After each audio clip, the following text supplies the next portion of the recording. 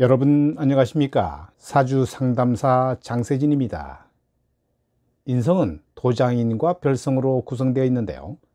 인성은 도장과 관련한 별이고 그 의미는 왕이 관리를 임명할 때 문서에 인장을 날인하여 권한을 위임했듯이 오늘날에도 모든 임명장에는 국가기관이나 지자체장의 인장이 날인되어 그 효력을 표시합니다. 이처럼 인성은 정부, 국가기관, 지자체에서 인정하는 임명장이나 자격증, 재산문서의 권리를 의미하는데요. 이러한 특성은 부모가 공부하라고 하지 않아도 스스로 학업에 관심을 가지고 본인이 원하는 대학, 직장, 자격증을 획득합니다. 오늘의 영상은 인성 혼잡된 명주의 심리에 대해서 상세히 살펴보겠습니다.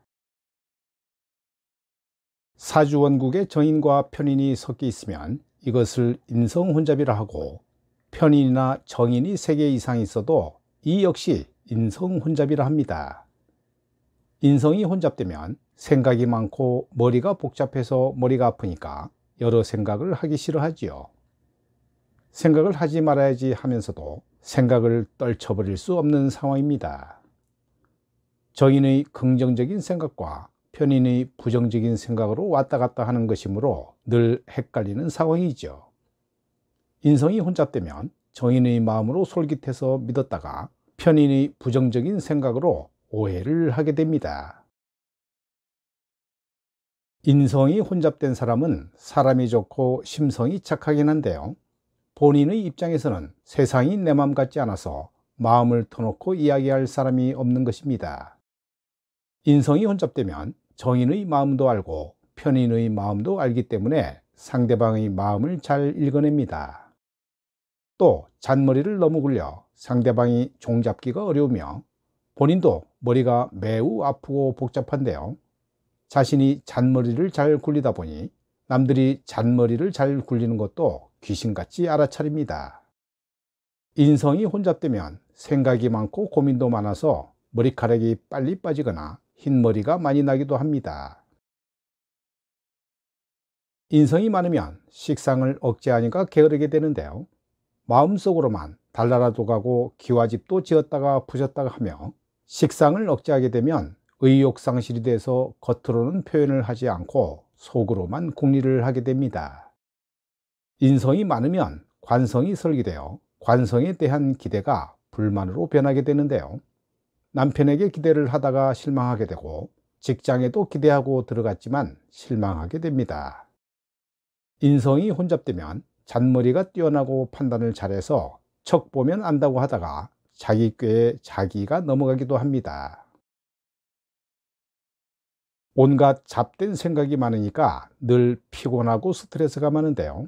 이런 잡된 생각들로 머리가 아프니까 이런 것을 잊으려고 술을 가까이 하게 되고 심하면 수면제나 약물에 의지하게 됩니다. 편인은 눈치가 빠르고 처세술이 뛰어나 대인관계를 잘하는데요. 이 생각 저 생각, 긍정적인 생각, 부정적인 생각으로 인해 항상 복잡한 마음을 가지고 살다 보니 철학성이 생기고 나이를 먹을수록 인생의 허무함을 느껴 철학에 관심을 많이 갖게 됩니다. 인성이 혼잡되면 미리 예측하고 준비하는 습성이 있어 자신이 불리하게 되면 도망갈 준비를 해두고 있는데요. 술값 낼 때 신발끈 고쳐 먹는 사람이 바로 이런 사람들이며, 인성 혼잡된 사주에 관성이 없으면 계산할 때는 딴짓하다가 남들이 계산을 하고 나면 내가 내려고 했는데 벌써 계산했냐며 큰 소리를 치게 됩니다. 인성이 혼잡된 사람은 내 마음을 알아주는 사람이 없으니까 진정으로 마음을 터놓고 이야기할 사람이 없는데요. 인성이 혼잡되고 식상이 없으면 표현을 못하고 속으로만 짝사랑을 하다가 놓치는 경우가 많습니다. 또 정인으로 믿었다가 편인으로 부정했다가 여기 가서 물어보고 저기 가서 물어보고 들을 때는 그런 것 같았는데 돌아서면 아닌 것 같고 늘 헷갈려서 결국은 자기 멋대로 판단을 하게 됩니다. 상담사 입장에서는 인성 혼잡된 사람이 가장 힘들고 피곤한데요. 상담을 할 때는 이해한다고 하면서도 질문과 대답을 반복하는 사람입니다. 상담을 마치고 돌아갔다가 돌아서면 아닌 것 같아 다시 물어오는 경우가 많은데요. 인성이 많은 사주가 의심이 많다는 것이 이런 맥락과 다르지 않습니다. 인성이 혼잡되면 생각이 너무 많고 헷갈려 내 마음을 나도 모르는 입장이 되는데요. 생각을 하지 않으려 해도 어느새 생각이 떠오르고 맞는 것 같으면서 틀린 것 같기도 하고 본인도 종잡기가 어렵습니다. 인성이 많으면 남자는 왕자병이고 여자는 공주병인데요. 가만히 앉아서 해달라고만 하니까 주변 사람들이 너무 힘들어합니다.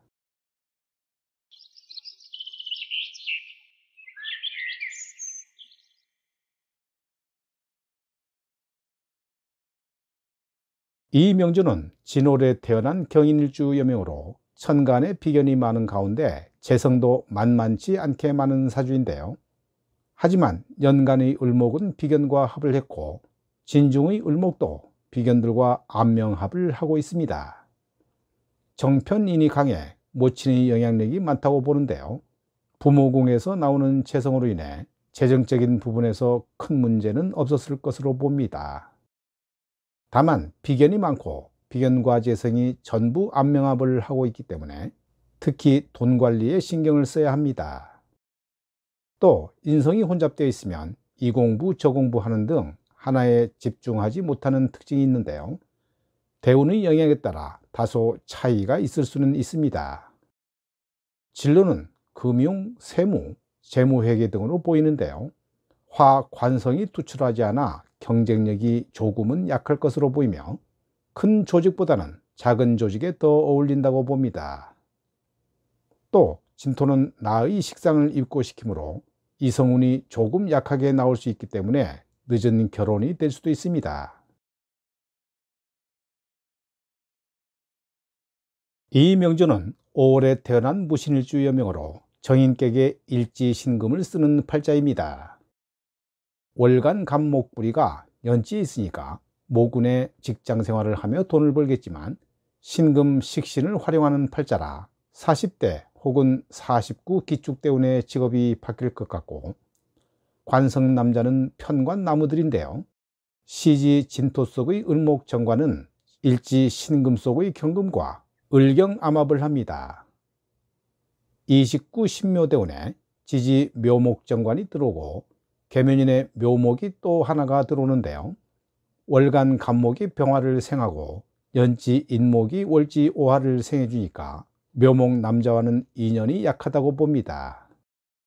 39 경인대운의 40대 초반 이후에는 애정운이 좋아질 것으로 보는데요. 30대에는 직장운이 애정운보다 더 좋고 40대 이후는 직장보다는 애정운 흐름이 더 나을 것으로 봅니다. 오늘은 여기까지 말씀드리겠습니다. 여러분 대단히 감사합니다.